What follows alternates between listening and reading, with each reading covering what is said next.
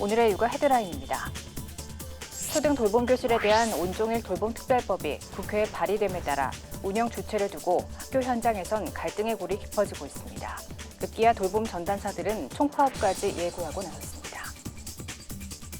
서울교통공사에 따르면 마스크 착용이 의무화된 5개월 동안 접수된 마스크 미착용 관련 신고는 6만여 건이라고 밝혔습니다. 정부는 10월 13일부터 주요 장소에서 마스크 착용을 의무화하고 한 달간의 계도 기간을 거쳐 11월 13일부터 최대 10만 원의 과태료를 부과하기로 했습니다.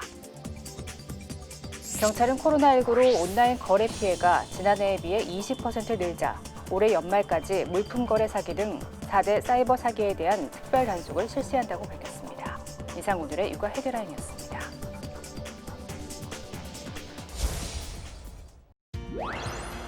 시청자 여러분 안녕하십니까? 육아포커스 이지원입니다. 코로나를 예방하는 최선의 방법은 마스크라는 말이 있죠. 치료제나 백신이 없는 상황에서 마스크는 코로나로부터 내 자신을 지켜주는 최선의 방어막이 될 텐데요. 그럼에도 마스크 착용을 소홀히 하는 경우가 아직 많은 것 같습니다. 급기야 정부가 주요 장소에서의 마스크 미착용에 대한 과태료 부과 계획까지 내놨는데요. 과태료와 무관하게 본인의 건강을 위한 최소한의 조치이니만큼 모든 사람들이 꼭 지켰으면 합니다. 육아포커스 시작하겠습니다.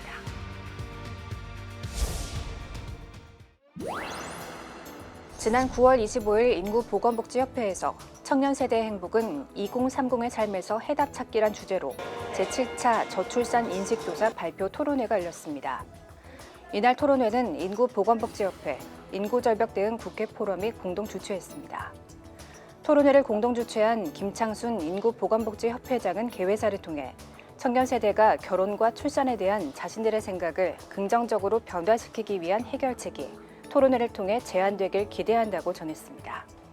저출산 문제가 가장 심각한 청년 세대들이 결혼이나 자녀나 출산에 대해서 어떠한 생각을 하고 있는지 이에 대한 실태를 조사해서 그 조사된 결과를 바탕으로 해서 이 청년 세대들이 가장 공감할 수 있는 그러한 저출산 대책을 마련하기 위해서 이번 정책 토론회를 개최하게 된 것입니다.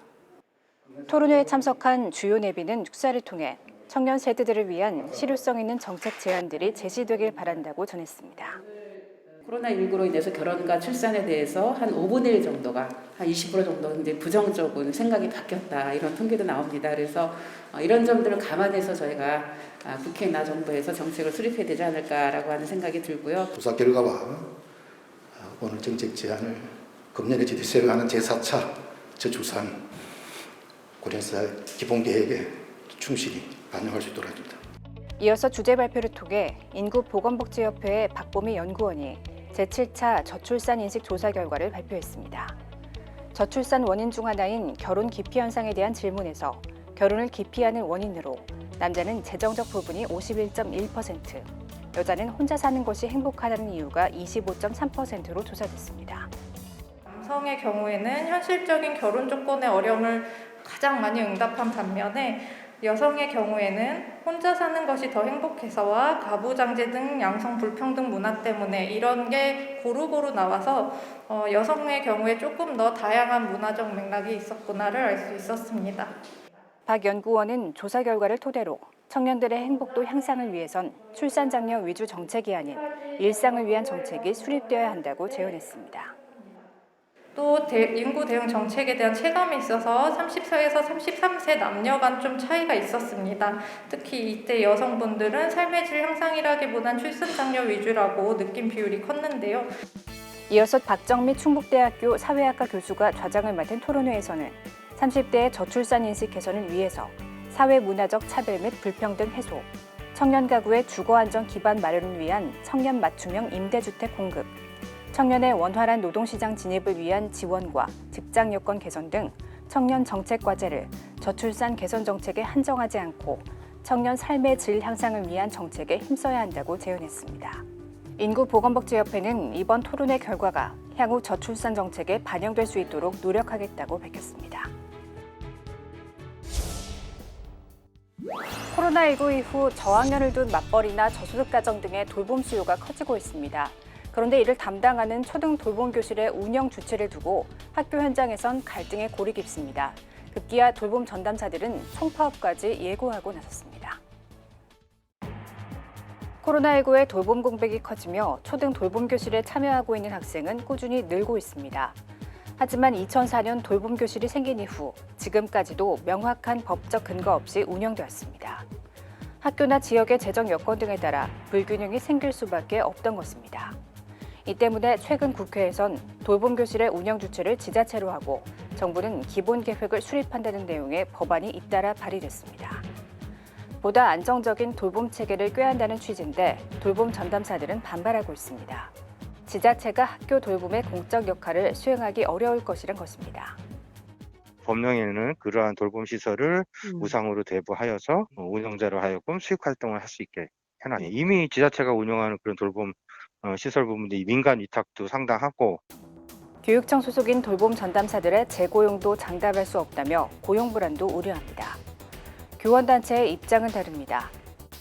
학교가 교육에 전념하고 또 보육은 좀 더 그 지역 주민들의 복지 차원에서 지자체가 그 운영과 관리를 맡아주는 것이 돌봄과 교육 모두를 발전시키는. 돌봄 전담사들이 속한 전국학교 비정규직연대회의는 논의에 진전이 없다면 11월 파업도 불사하겠다는 입장을 밝혔습니다. 보육과 교육에 대한 국가의 책임을 강화한 온종일 돌봄이 범정부 과제이기도 한 상황에서 돌봄 체계를 제대로 정착시키기 위한 고민이 절실해 보입니다.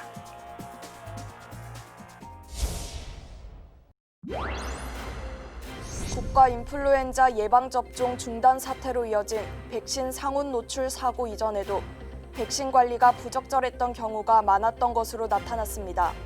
더불어민주당 신현영 의원이 질병관리청으로부터 제출받은 보고서에 따르면 보건소와 민간병원 86곳 중 30% 수준인 26곳에서만 백신을 적정 온도에서 보관했습니다. 이는 지난 2018년 질병관리본부의 의뢰로 서울대학교 산학협력단이 보건소와 민간병원을 대상으로 백신 보관 냉장고의 온도를 2주간 모니터링한 결과입니다. 정부가 매일같이 개인 방역 수칙을 준수해달라고 호소하고 있지만 잘 지켜지지 않는 게 현실인데요. 지난 5개월간 지하철에서만 접수된 마스크 미착용 관련 신고가 무려 6만여 건에 이르는 것으로 확인됐습니다.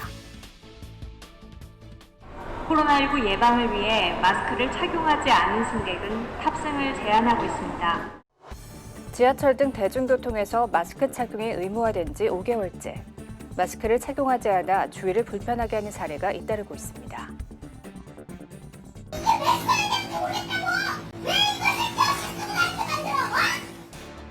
구속된 사례도 있습니다. 이 남성은 마스크를 써달라는 승객 2명을 폭행한 혐의로 구속돼 재판을 받고 있습니다. 이처럼 서울교통공사가 집계한 지난 5개월 동안 접수된 마스크 미착용 관련 신고는 6만여 건. 하루 평균 적게는 100여 건에서 많게는 800여 건 꼴입니다. 승차를 제한하거나 마스크를 착용해달라는 직원에게 폭언을 하거나 폭행을 저지른 경우는 12건, 승객 간 다툼은 10건이었습니다. 처벌은 여전히 솜방망이 수준입니다. 마스크 착용 요청에 따르지 않아도 과태료 25만 원에 그칩니다. 서울교통공사는 최근까지 총 8명에게 과태료를 부과했는데 납부한 사람은 아무도 없는 것으로 알려졌습니다. 마스크 미착용자에 대한 직접 제재는 개정된 감염병 예방법이 시행되는 10월 13일부터 가능해집니다. 대중교통에서 마스크를 쓰지 않을 경우 과태료 10만 원이 부과되는데 처벌 여부를 떠나 코로나19 조기 종식을 위해 시민들의 협조가 중요하다는 지적이 나옵니다. 지난 8월 말 대구에서 있었던 동충하초 사업 설명회. 참가자 26명 가운데 마스크를 착용한 단 1명만 음성이 나왔습니다. 60명이 넘는 확진자가 나왔던 파주의 스타벅스 매장에서도 마스크를 착용한 직원들은 단 1명도 감염되지 않았습니다. 마스크의 효과가 입증된 셈인데 전문가들은 마스크가 백신만큼 안전을 보장한다고 보고 있습니다. 정부가 10월 13일부터 마스크 착용을 의무화합니다. 대중교통과 의료기관, 요양시설은 물론 집회 시 참가 시에도 마스크를 써야 합니다. KF94와 KF80 마스크는 물론 비말 차단용이나 수술용 마스크, 천 마스크 사용이 권장됩니다. 망사형이나 밸브형 마스크 또는 스카프 등의 옷가지로 얼굴을 가리는 것은 마스크 착용으로 인정하지 않습니다. 11월 13일부터는 14살 이하와 발달장애인 등 의학적으로 착용이 어려운 경우를 제외하고 미착용 시 최고 10만 원의 과태료가 부과됩니다. 턱에 착용하거나 입만 가린 경우 등 마스크를 제대로 착용하지 않으면 단속이 될 수도 있습니다. 적발할 경우에는 당사자에게 마스크를 착용할 것을 우선 지도하고 불이행 시에 질서 위반 행위 규제법의 절차에 따라서 과태료가 부과되게 될 예정입니다. 고위험 시설인 유흥주점 등 12개 시설에서는 거리두기 1단계라도 마스크 착용 의무화가 적용될 수 있습니다. 카페나 식당에서 전자 출입 명부를 이용하기 위해선 네이버나 카카오 등에서 제공하는 개인 QR코드가 필수입니다. 이 과정에서 개인정보 제공 동의는 인증할 때마다 이루어지는 번거로운 절차였습니다. 매번 매장을 방문할 때마다 이제 QR코드를 찍을 때 이제 개인정보 동의를 매번 이제 체크를 해야 되거든요. 그 시간이 조금 이제 걸리는 것처럼 느껴져서 좀 불편하네요. 카페나 식당 점원들도 불편하기는 마찬가지. 점심이나 저녁 시간 고객이 몰릴 때면 줄이 길게 늘어서게 일쑤였습니다. 점심시간에 바쁠 때는 QR 체크인 때문에 좀 많이 밀리는 시간이 많아졌는데요. 그게 좀 더 간편화된다면 시간이 줄어들면서 고객님들이 좀 더 편해지지 않을까. 이제 기존보다 더 간편하게 QR코드를 이용할 수 있게 됩니다. 앞으로 최초 이용 시 한 번만 동의하면 번거로운 절차 없이 편리하게 QR코드를 이용할 수 있습니다.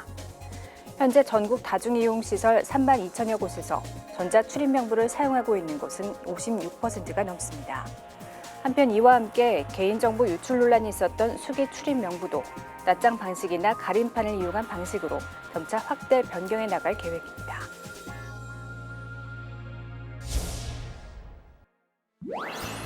대학별로 본격적으로 필기와 면접 등 수시 일정이 시작되는 10월, 수험생들은 막바지 준비에 열을 쏟고 있을 텐데요. 코로나19 영향으로 올해는 비대면 방식의 면접을 도입한 대학도 많아 미리 대비하시는 게 좋겠습니다. 면접관들이 질문을 하면 화면 속 지원자가 답을 합니다. 코로나19 여파로 주요 기업들이 실시한 화상 면접인데 이 같은 모습은 올해 대학 입시 과정에서도 볼 수 있을 전망입니다. 서울 주요 15개 대학 중 9개 대학이 학생부 전형에서 비대면 면접을 도입했습니다. 비대면 면접 방식은 크게 3가지, 대학별 전형별로 방식이 각기 다르기 때문에 미리 연습을 해보는 것이 중요합니다. 이제 비대면 면접이라는 게 이제 처음 해보는 거니까 대학교 요강에 맞춰서 한번 연습해보는 게 제일 중요한 거죠. 어떤 전형은 영상 업로드 방식, 어떤 전형은 화상 면접 이런 식으로 나오기 때문에 대면 면접과 변별력 차이는 없다는 게 전문가들의 대체적인 평가지만 정해진 절차를 제대로 숙지하지 않으면 불이익을 받을 수 있어 주의해야 합니다. 교복 등으로 이름이나 출신 학교가 노출되지 않도록 하고 면접 시간을 조금이라도 벗어나거나 다른 사람의 목소리가 나오면 0점 처리하는 곳도 있으니 조심해야 합니다. 전문가들은 면접이나 논술 내용도 맞춤형 준비를 해야 한다고 입을 모읍니다. 이제 문과 쪽에는 약간 시사성을 묻는 그런 질문들을 굉장히 많이 하는 상황이 있거든요. 올해 일어난 코로나라든지 여러 가지 국제 정세에 관련된 내용이나 연습을 해볼 필요가 있겠죠. 대면 면접을 진행하는 대학 역시 코로나19 상황이 심각해지면 면접 방식을 바꿀 수 있는 만큼 입학처 홈페이지를 자주 확인하는 게 좋습니다.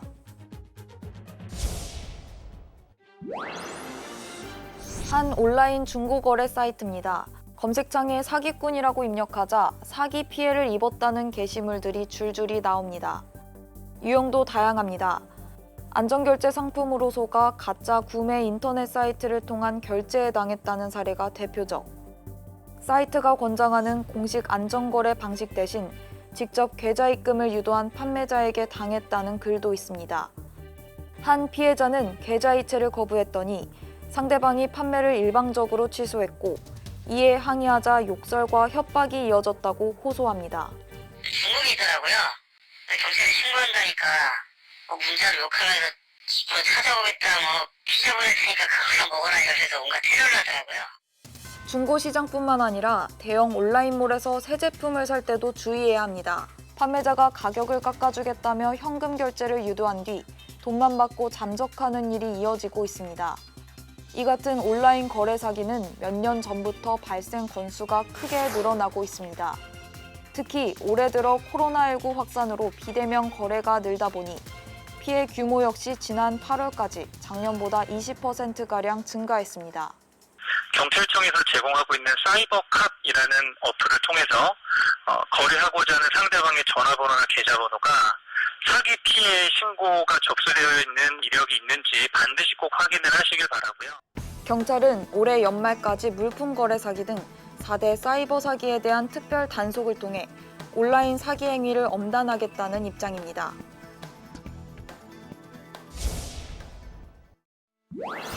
내년 7월부터 3기 신도시를 포함한 수도권 공공분양주택의 사전 청약이 실시됩니다.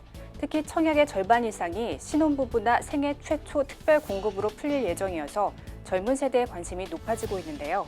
청약 계획이 있다면 미리미리 자격 요건을 확인해 보셔야겠습니다. 지난 8월 김현미 국토교통부 장관은 30대들의 아파트 매수 열풍에 우려를 나타냈습니다. 집값 불안감에 무리한 대출도 마다하지 않고 있는 것을 두고 영끌 매수세라고 했는데요. 30대에 영끌하는 그런 그 매수세라 그럴까, 비싼 가격에 30대가 사준 게 아닌가, 이런 굉장히 안타까움이 지난 6월, 7월 시장에 있었습니다. 그러면서 8사 대책 공급 물량과 3기 신도시 사전 청약을 노려야 한다고 조언했습니다. 정부가 내놓은 공공택지 사전 청약 물량은 6만 가구, 내년 7월 인천 계양 등을 시작으로 내후년까지 청약 일정이 이어집니다. 특히 신혼부부 30%, 생애 최초 25% 등 사전 청약 물량의 절반 이상이 젊은 층에게 공급됩니다. 신혼부부와 생애 최초, 두 특별 공급은 언뜻 비슷해 보이지만 당첨자 선정 방법에서 중요한 차이가 있습니다. 생애 최초는 추첨제로 당첨자를 가리지만 신혼부부 특별공급은 자녀가 있는 경우 당첨에 유리한 것이 특징입니다. 신혼부부 특별공급은 가점제를 적용하기 때문인데 혼인기간이 짧으면서 자녀 수가 많고 청약 지역에 오래 거주할수록 유리합니다. 특히 지난 2년간 서울 민영주택 신혼부부 특별공급 당첨자 중 무자녀 부부는 9.9%에 불과할 정도로 자녀의 수가 당락을 좌우합니다. 결국 자격 요건을 동시에 갖췄다면 2명 이상 자녀를 둔 부부는 신혼부부, 무자녀 부부는 생애 최초 특별 공급을 노리는 게 더 유리할 수 있다는 얘기입니다.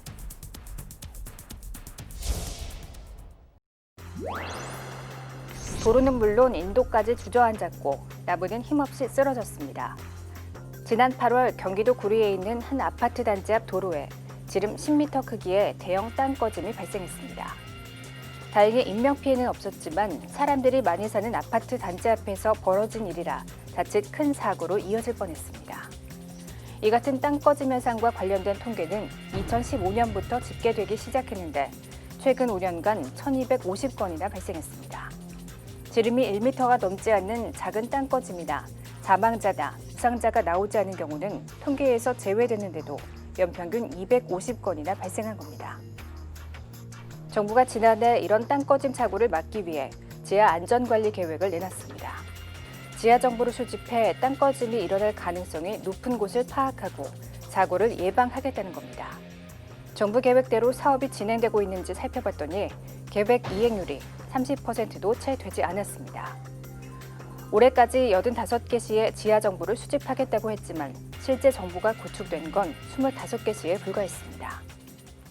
지하 개발로 인해서 집안 침하 현상이 잇따라 발생을 하고 있습니다. 이로 인해서 국민들께서 불안감이 높아지고 있습니다. 주무부처인 국토교통부에서 종합적이고 체계적인 시스템을 조기에 구축할. 국토부는 기술적인 문제는 없다면서 올해 예산 확보가 미흡했다고 밝혔습니다. 그러면서 내후년까지 전국 162개 시군에 대한 지하 정보 수집을 완료할 것이라고 설명했습니다.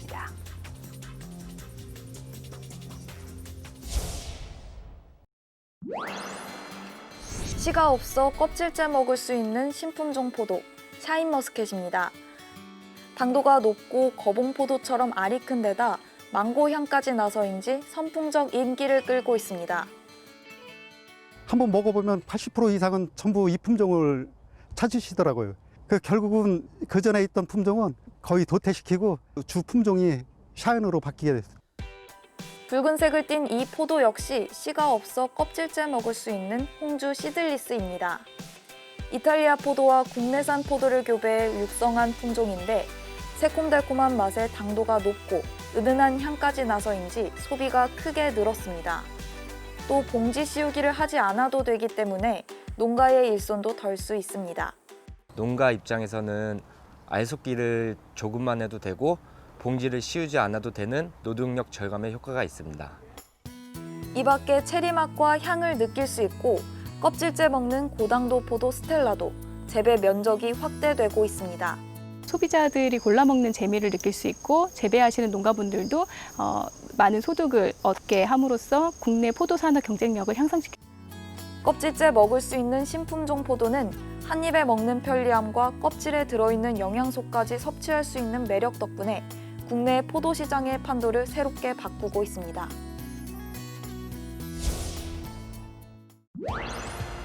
(10월 10일) 임산부의 날을 기념하여 임신과 출산으로 인해 신체적, 정신적으로 어려움을 겪고 있는 임산부를 조금이나마 이해하고 공감할 수 있는 영상을 준비해봤습니다. 보건복지부와 인구보건복지협회에서 개최한 임산부 배려 인식 개선 영상 공모전 수상작을 통해 임산부를 배려하는 따뜻한 마음 되새겨보시길 바랍니다. 아내와 둘째를 계획하고 있습니다. 아직 어떻게 될지 모르겠지만 앞으로 임신할 수 있는 아내를 위해 무엇을 배려해 줄 수 있을까 생각하다가 여보, 나 이거 착용하는 거 좀 도와줘. 먼저 아내의 형편을 잘 아는 것이 첫 번째 배려라고 생각했습니다.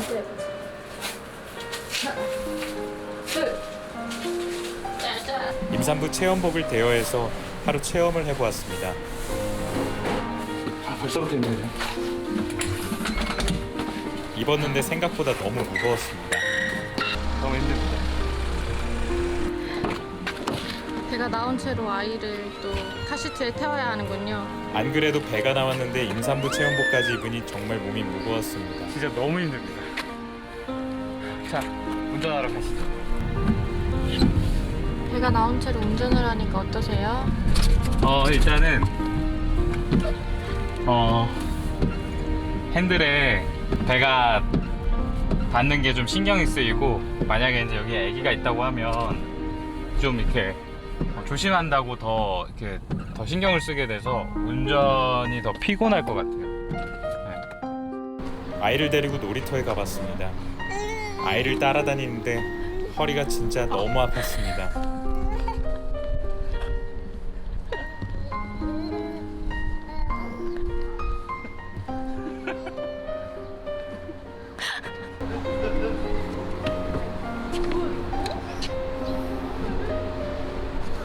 계단도 오르고 놀이터 간지 30분 만에 촬영을 포기했습니다. 임신했을 때 아내가 아이를 데리고 외출을 할 텐데 정말 힘들었습니다. 은하야.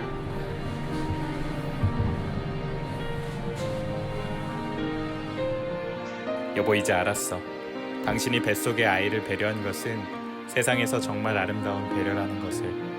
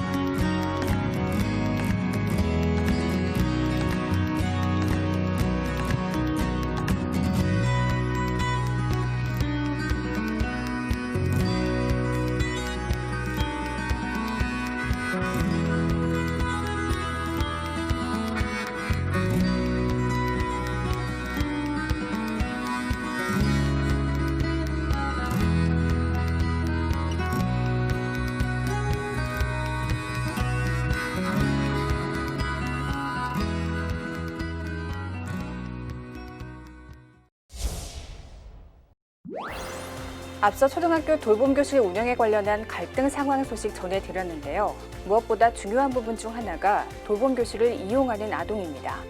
갈등 상황을 풀어나가는 과정에서 우리 아이들이 소외되거나 상처를 받는 일은 절대로 발생하지 말아야 할 겁니다. 부디 관계자들께서는 현명하게 갈등 상황을 풀어가며 우리 아이들을 최우선적으로 생각해 주시길 바랍니다. 육아포커스 마치겠습니다. 고맙습니다.